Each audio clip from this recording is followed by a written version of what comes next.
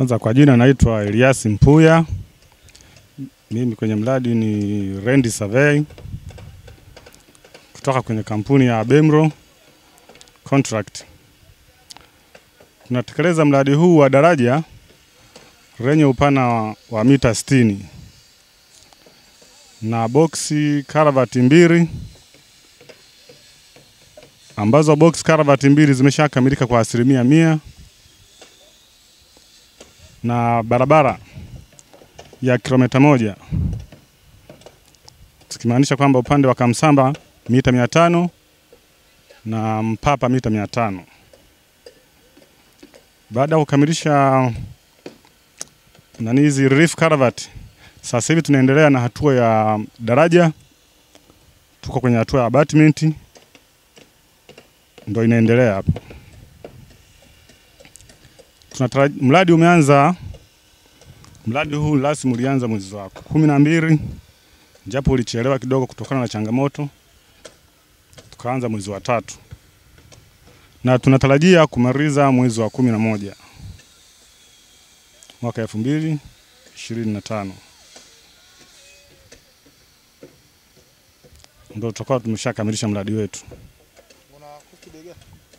Mradi una gharama ya bilioni 7.3. Mimi nadhani toka tumeanza mradi hamna changamoto kubwa inayotusumbua. Maana tunapata ushirikiano kutoka kwa viongozi wa kata mbili zote, tukimaanisha kata ya Kamsamba na Mpapa. Kwa kweli hamna changamoto kubwa ambayo inatusumbua. Naweza nikasema hivyo. Kwa hiyo tunategemea itakapofika mwezi wa 11 mradi utakuwa umeshatimia kabisa na wananchi wataendelea kupata huduma.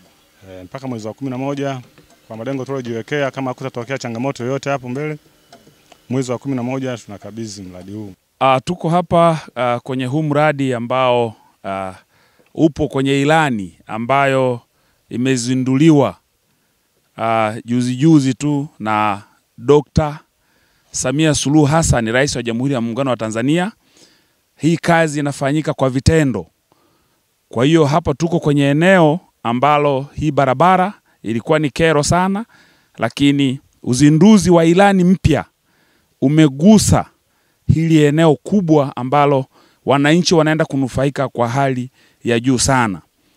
Kwa ajili ya ufafanuzi zaidi, kamati ya utekelezaji ya wilaya ya Momba imeona izunguke iweze kuangalia hali halisi na kuwahabarisha wananchi kwamba Mama Samia Dokta hatuna cha kumlipa ila ni kumrudisha madarakani safari hii. Kwa hiyo ni mitano tena ya Mama Samia.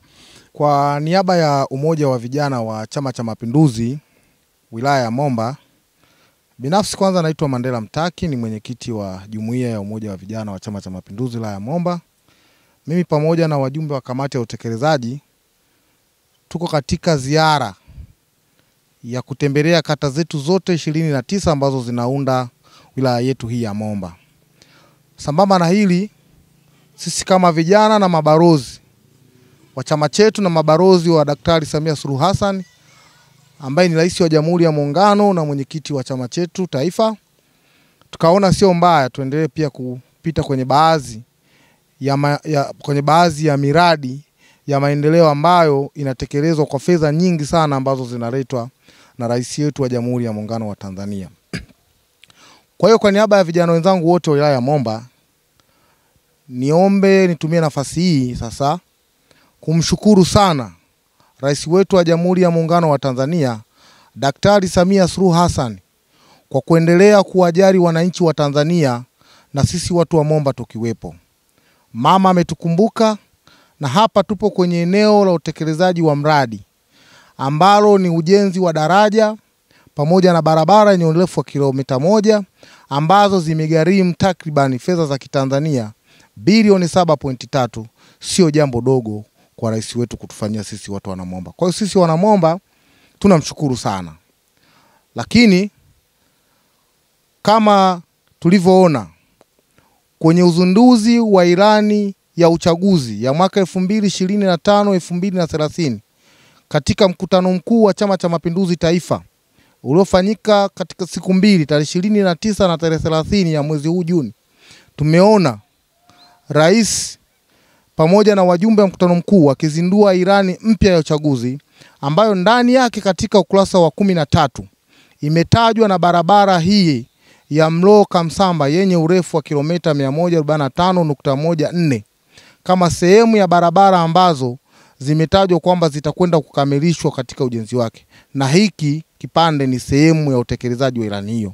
Kwa nimeona nitumie fursa hii kuujulisha umma wa Tanzania, umma wa Wanamomba na wilaya jirani ya Mbozi ambao tunashare hii barabara, wajue ya kwamba kile ambacho kimeelezwa kwenye ilani yetu ya uchaguzi ndicho kinaendelea, na kama unaona mwandishi wa habari, na huu ndio utekelezaji wa ilani yetu kwenye barabara yetu, na fedha nyingi zimewekwa hapa kama nilivyosema hapo awali.